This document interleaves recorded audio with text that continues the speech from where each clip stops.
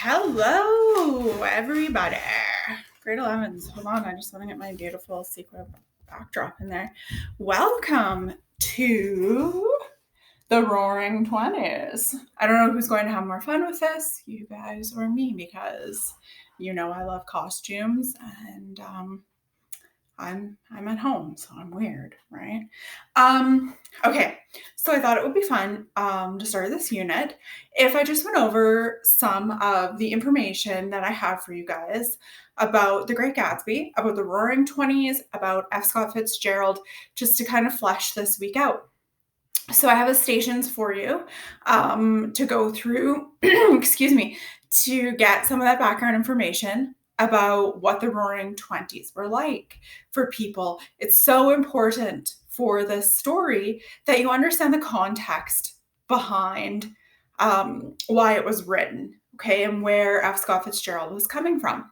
So in the next couple of days, you'll do the biography of F. Scott Fitzgerald, and then you'll understand even a little bit more, and then you'll catch this video and hopefully it just rounds it right out for you.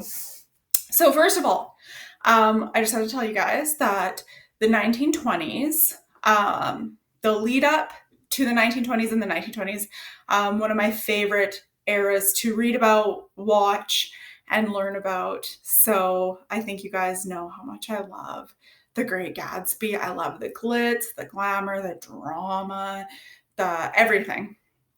But if something about this piques your interest, some suggestions I have for you for shows.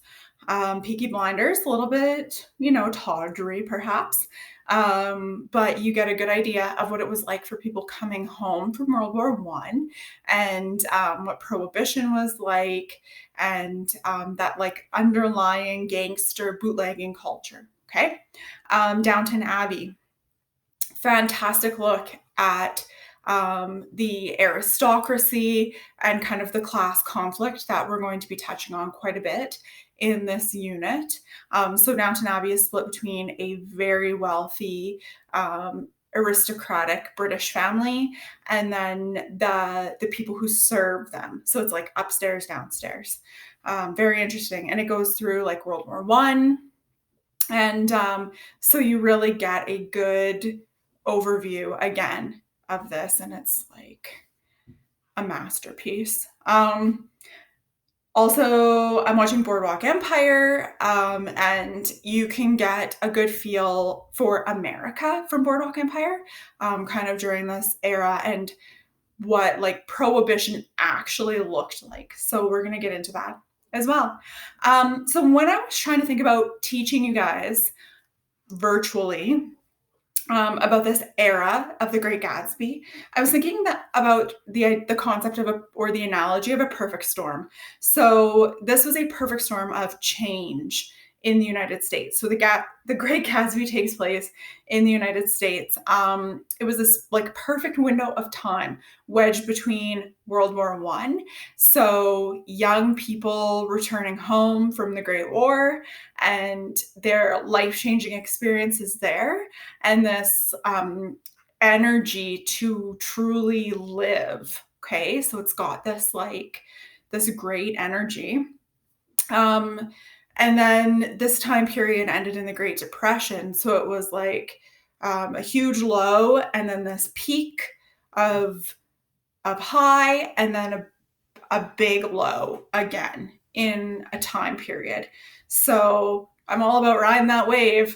So we're going to be up here in this Great Gatsby unit, okay? So when I was thinking about this, I was thinking, the Great Gatsby is a young person's story about young people. F. Scott Fitzgerald was almost 30 at the time that he wrote The Great Gatsby, and it wasn't a critical success, and it wasn't his first literary success. It was kind of like his second crack at literary success. So he had already established himself quite young as a writer, and he just generated a lot of notoriety for his personality. I think that if I could have that imaginary tea party with anyone from literature, I would probably have F. Scott there, and he would probably spike the tea. And I don't know what kind of shenanigans we would get into. It would be incredible and fun. So I just want you to think about, though, from a young person's perspective, if you were the voice of your generation, if you had to tell your generation's story, what would it look like? And that's sort of how I see The Great Gatsby. It's F. Scott telling you guys what it was like at this time, the good, the bad, and the ugly, right? So in the 1920s, there was this big discord between the old and the new, or this big dichotomy between the old and the new, okay? So there were these like upper echelons of high-ranking, old money society. So in the old category, things like class systems. So if you were wealthy, you inherited that wealth. You are from a long established line of old moneyed wealth. So I want you guys to think about like Paris Hilton, okay? She is an heiress. So she's from a long, many, many generations of people who've made a lot of money in industry. Okay. So that's like an old money established elite kind of a family. So very elitist, and this crazy amassed wealth. Okay. So when we get into characters like Tom Buchanan and his friends, you're going to see this like very high standard elite. And even people who had made money do not fit in that 1%. And I have a really good video to go along with this for you guys as well. So on the other end of this is the new. So people coming home from World War I, post-war, men are dressed as soldiers. There's this idea of equality. Okay, everybody looks the same in war. Everybody performs in the same manner, realistically. Like, that didn't always happen. You were given some privilege depending on family associations and things like that, but like everybody looked the same. So you're going to see Jay Gatsby and his sort of way to maneuver society in this uniform, because nobody can tell how much money he has in the bank when everyone is wearing the same uniform. Okay. And we're going to talk about entrepreneurship. So how do you build for yourself, or how do you amass wealth, and can anybody do that? Is opportunity available to anybody? So this era, this 1920s era, old rules kind of start to go out the window, right? People were returning from war where there aren't, like, people weren't living by the normal rules, right? It was like anything goes. So you come home from that, and why do we have to do it this way? I have almost died, right? So life looks a lot differently after you've experienced that. So the old rules went out the window, and all sorts of new ways of expressing artistry started to develop. So jazz music, which was like discombobulated, fast, no sort of like set way of listening, became really popular. Lots of like swingy dance moves. Women's roles really changed. If you guys watch any of the shows that I suggested, you're going to hear a lot about the role of women. Should women vote? That was a big crisis during this time in the United States, right? So just trying to figure all of this out. Clothing style. So especially women cut their hair, because that was a big sort of like middle finger to society, and the makeup and the hair and the dresses and the dancing and the flappers and the whole thing, right, was a pushback against the Victorian ideals of like the corseted waist and being held in and not showing your wrists or not showing your ankles. Okay. So this was this was a very big deal. This was a big time for women's rights, especially. We're going to talk about the American dream. So, this idea that anyone from anywhere can come to the US and with enough hard work, they can become whatever they want. So, this F. Scott, when you look at his biography, you're going to see that he was from a Midwestern family. He just really wanted to impress babes and he needed to amass wealth. And in the United States at this time, if you had talent and drive and skill and maybe a few connections, you could become anything, right? That is the American dream.